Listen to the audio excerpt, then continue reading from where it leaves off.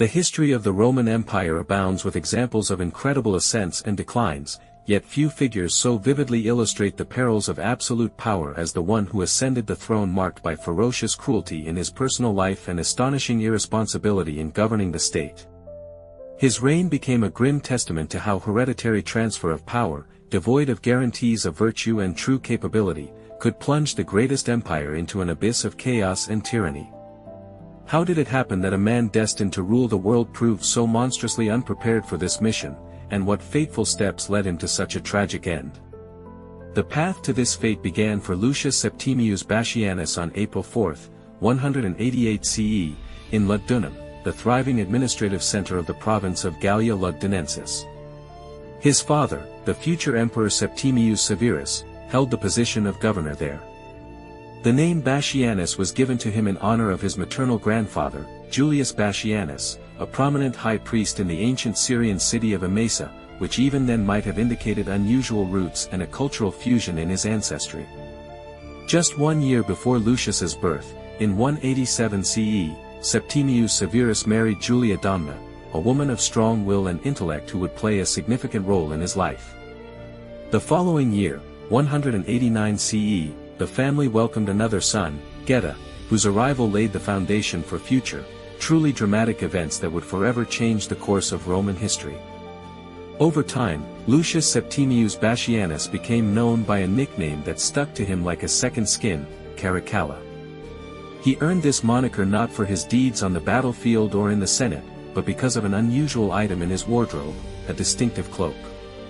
The Caracallus was originally a short, close-fitting hooded cloak, with roots in Germanic or Celtic culture. However, the future emperor decided to modify its design, extending it to his feet.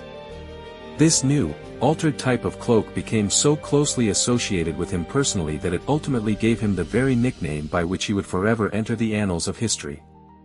But what lay beneath this cloak, and what secrets did the soul of a man so readily adopting a name from an everyday garment conceal?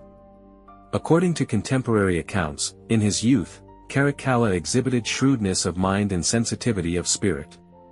However, even in early childhood, and especially by adolescence, his personality became consumed by a fierce, jealous rivalry with his younger brother, Geta.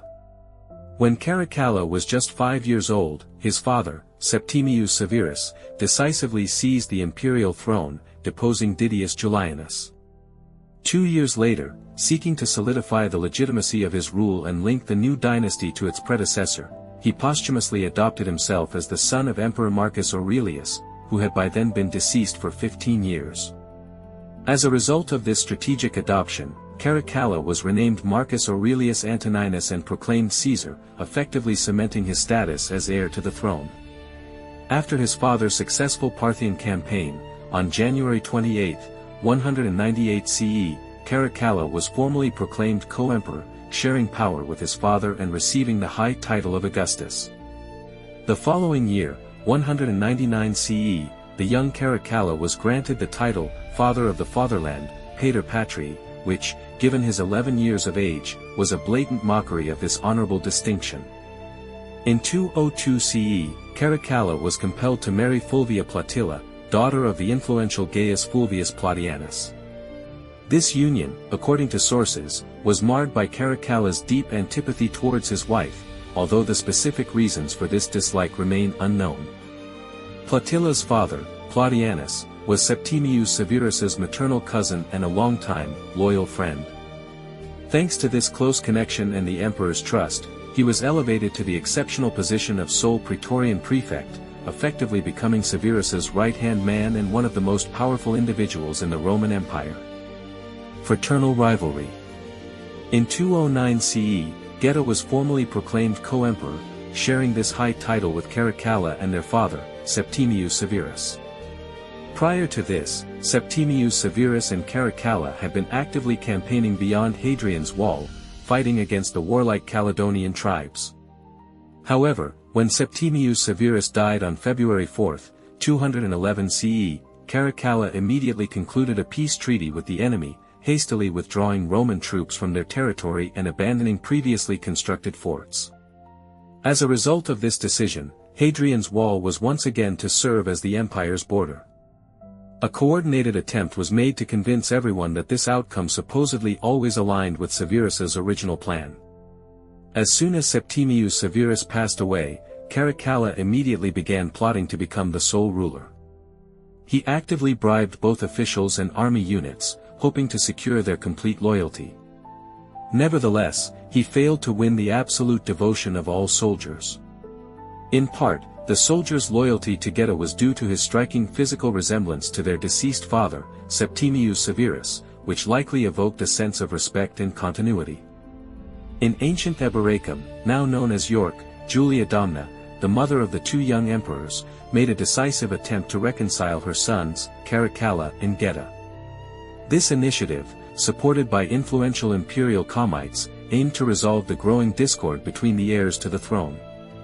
Caracalla, however, merely feigned agreement, creating a false impression of readiness for reconciliation. Soon after, the imperial retinue hastily departed the island, heading back to Rome. The ancient Roman historian Herodian vividly describes this return journey. Septimius's sons, already young men, were constantly quarreling. They refused to share the same lodging or even dine together. The reason was their excessive suspicion about everything they ate and drank, as each brother feared the other might secretly infiltrate the kitchens and bribe servants to use poison to eliminate his rival. Upon their arrival in Rome, the tension between the brothers reached its peak. The imperial palace was physically divided into two sections, and after the solemn ceremony of deifying their father, Septimius Severus, the two emperors began to live entirely separate lives. Their animosity was so strong that they even seriously considered the unprecedented possibility of dividing the entire Roman Empire into two spheres of influence. Caracalla would rule the west, while Geta would lead the eastern provinces. The ensuing months were marked by a fierce struggle for the favor and support of various segments of society, especially in the Senate. It was believed that most senators leaned towards Geta, who, at least, gave the impression of being educated and refined. Caracalla, conversely, consciously cultivated the image of a rough, unpretentious soldier, likely seeking to secure the support of the army and the common people.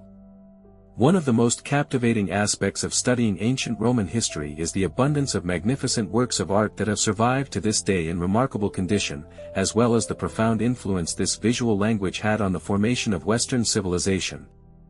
A striking example is the practice of depicting rulers' likenesses on coinage.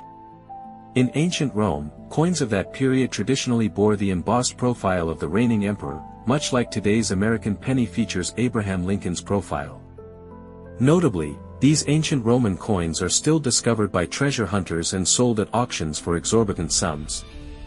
For instance, an ultra-rare gold version of Brutus's denarius, known as the Ides of March, sold for a record £2.7 million British pounds. Reconciliation. Caracalla arranged a meeting, ostensibly for reconciliation with his own brother, in their mother's private chambers. When Geta arrived, Caracalla, without hesitation, dealt him fatal dagger blows, right in the arms of their stunned mother. While his brother's lifeless body still rested in their mother's embrace, Caracalla swiftly made his way to the Praetorian Guard camp. Upon entering the camp, he loudly proclaimed, "Rejoice, fellow soldiers, for now I am fully capable of bestowing favors upon you." He hastened to assure them that he had miraculously escaped a treacherous assassination attempt on his own life, and that Geta's killing was committed purely in self-defense. The emperor immediately promised the guards a substantial pay raise and ordered the immediate looting of temple treasuries to pay an unprecedentedly generous donativum.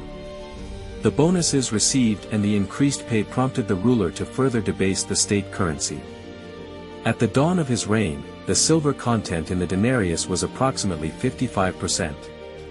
However, by the end of his rule, the purity of the precious metal in this coin had significantly decreased, reaching around 51%. In 215 CE, Emperor Caracalla began introducing the antininianus, a new monetary unit initially intended to circulate as a double denarius.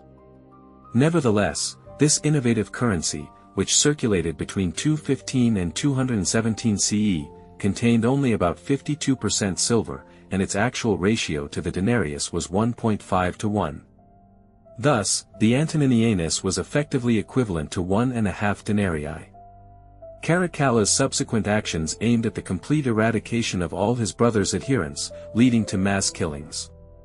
Among the numerous victims was the Praetorian prefect Papinian. Throughout the vast territory of the empire, the strictest orders were immediately issued for the complete obliteration of Getta's memory. His name was mercilessly removed from all inscriptions, his portraits were systematically destroyed, and mentions of him were excised from official public documents. Any mention of Getta's name was henceforth treated as a serious crime against the reigning emperor. Thus, his memory was subjected to systematic and ruthless destruction. Even his mother, Julia Domna, was strictly forbidden from mourning her 22-year-old son. The historian Cassius Dio bitterly notes that she was not allowed to shed tears even in private, so great was her grief. Among the numerous deeds of Caracalla's reign, the administrative measure known as the Constitutio Antoniniana particularly stands out. This epical edict is traditionally believed to have been proclaimed in 212 CE, marking a significant milestone in the history of the Roman Empire. The essence of this decree was the granting of Roman citizenship to all freeborn inhabitants of the vast imperial territories. Theoretically, such an egalitarian act should have subjected all free peoples of the empire to a single Roman law. However, in practice, local customs and traditions retained their power, proving surprisingly resilient and extremely difficult to eradicate. Far more significant, especially from a fiscal perspective, was the expansion of the inheritance tax base, which all new and old citizens were now required to pay. Inseparably linked with Caracalla's name, though not entirely his sole creation, remains the colossal bath complex in Rome. This magnificent structure opened in 216 CE, but construction and interior decoration continued under his successors, Elagabalus and Severus Alexander. Although these baths are widely known as the Baths of Caracalla, their construction was very likely initiated by his father, Emperor Septimius Severus. In 213 CE, driven, it is believed, by deep reverence for his father's legacy, Emperor Caracalla left the Eternal City to lead a new military campaign. His path led to the upper Danube, where imperial borders